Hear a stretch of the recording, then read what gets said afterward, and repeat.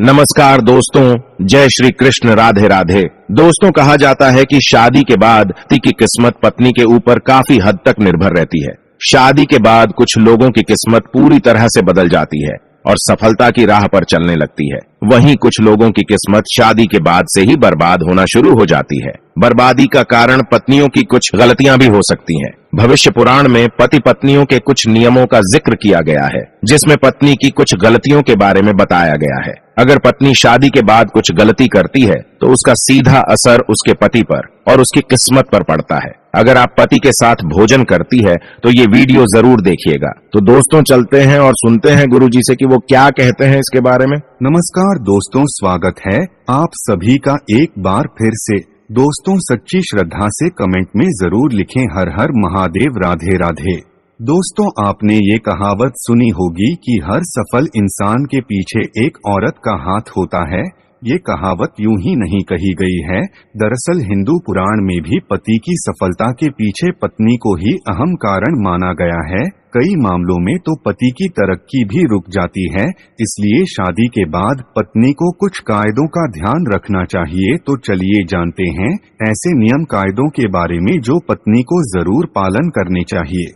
लेकिन उससे पहले आपसे रिक्वेस्ट है कि अगर आपने हमारे चैनल को अभी तक सब्सक्राइब नहीं किया तो जल्दी से सब्सक्राइब कर लीजिए। दोस्तों, पत्नी की ये 5 गलतियां पति को बर्बाद कर सकती है। पहली गलती, सुबह देर से उठना।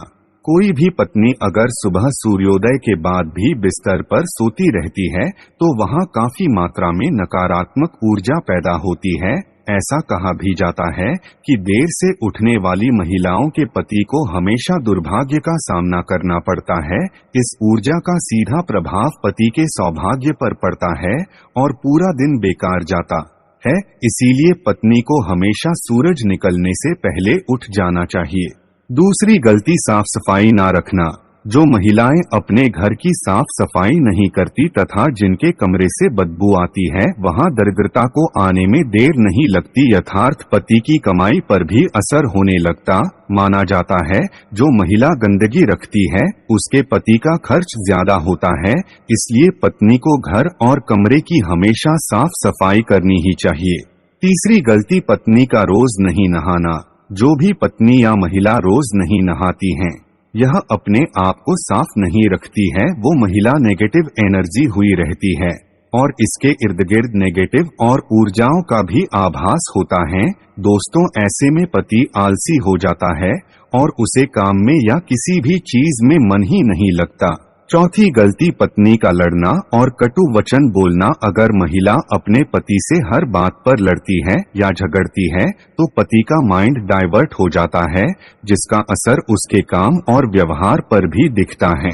पांचवी गलती, खाने में भेदभाव करना।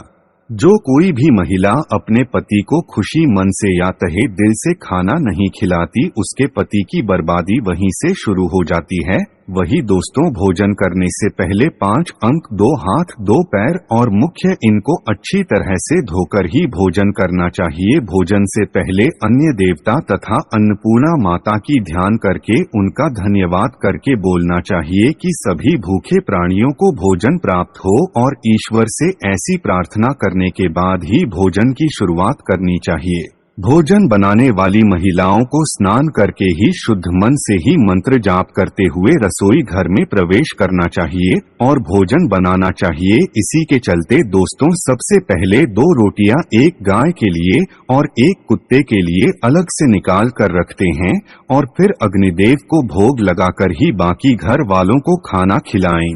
दोस्तों, आपको बता दें कि भोजन के नियम में सबसे खास है भोजन करने की दिशा।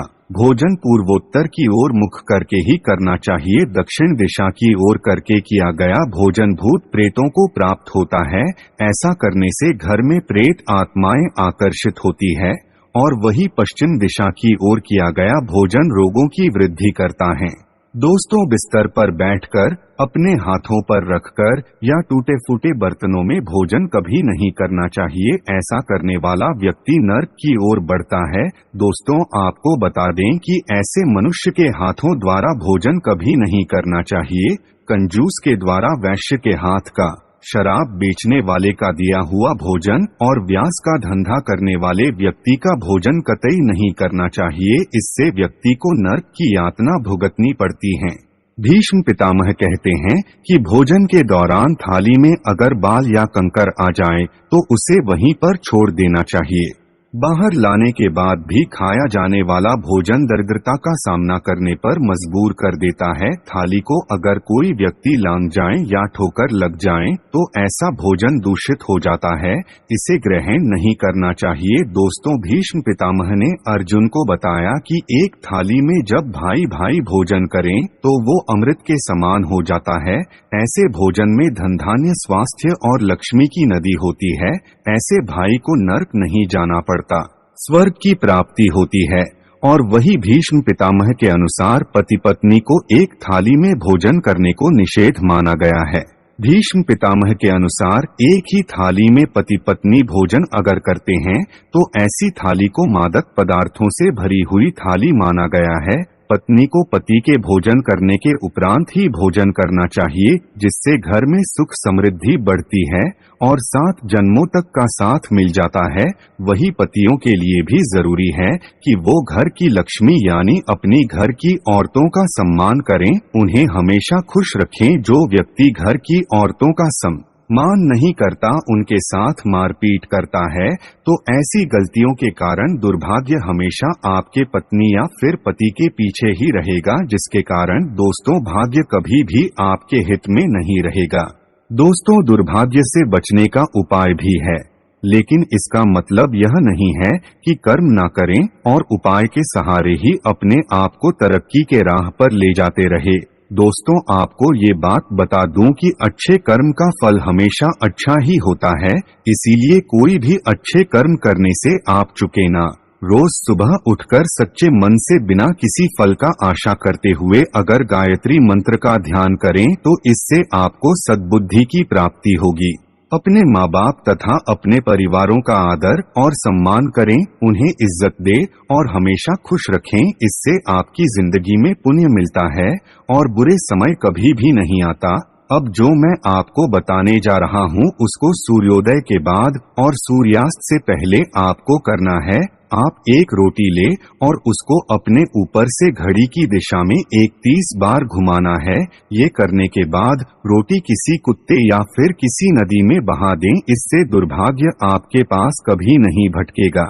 हर मंगलवार और हर शनिवार को बजरंगबली की पूजा करें और बिना चूना लगाया हुआ पान चढ़ाएं और दिया जला। इस पूजा के बाद हनुमान चालीसा का पाठ करें। वैवाहिक जीवन को सुखी बनाने के लिए पति पत्नी गौरी शंकर रुद्राक्ष धारण करें। दोस्तों, रोज सुबह उठकर तैयार होकर गणेश जी की आराधना करें, इससे आपके जीवन में जितनी भी मुसीबतें हैं वो टल जाएंगी। सायंकाल के समय घर के सभी सदस्यों को मिलकर आरती भजन करना चाहिए। भारतीय परंपराओं में ये शामिल हैं। इसके पीछे ना धर्म है बल्कि इससे घर में सकारात्मक ऊर्जा का संचार होता है, देवी लक्ष्मी का घर में आगमन बना रहता है और सुख समृद्धि आती है। संध्या के समय रोने उदास बैठने से नकारात्मक भाव का संचार होता है, ऐसा ना करें। दोस्तों, ऐसा ना सिर्फ हिंदू धर्म में लिखा हुआ है बल्कि अन्य धर्मों में भी कहा गया है। इसी के साथ ही दोस्तों, आमतौर पर बहुत सी महिलाएं से बहुत सी गलतियां होती हैं। इस बात का जरूर ध्यान रखें कि जब भी घर में पति खाना खाने के लिए बैठे तब आपको सुंदर और सुशील और अच्छे व्यवहारों के साथ आपको पति को खाना खिलाना चाहिए।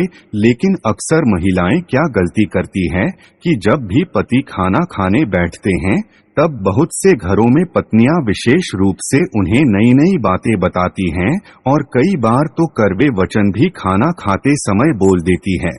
दोस्तों, कड़वे वचन अगर खाना खाते समय पति के कानों में पड़ते हैं तो उस घर में कभी भी देवी लक्ष्मी का वास नहीं होता और उस घर में सदैव कलह होता है और आतंक का माहौल छाया रहता है। तो दोस्तों, इस कारण ये गलती आपको भूलकर भी नहीं करनी चाहिए। तो यह जो कुछ उपाय जिससे आप दुर्भाग्य को सौभाग्य में बदल सकते हैं, साथ ही मैंने ये भी आपको बताया कि कौन सी ऐसी गलती है जो पत्नी अगर करती है तो उसका सीधा असर उसके पति पर पड़ता है।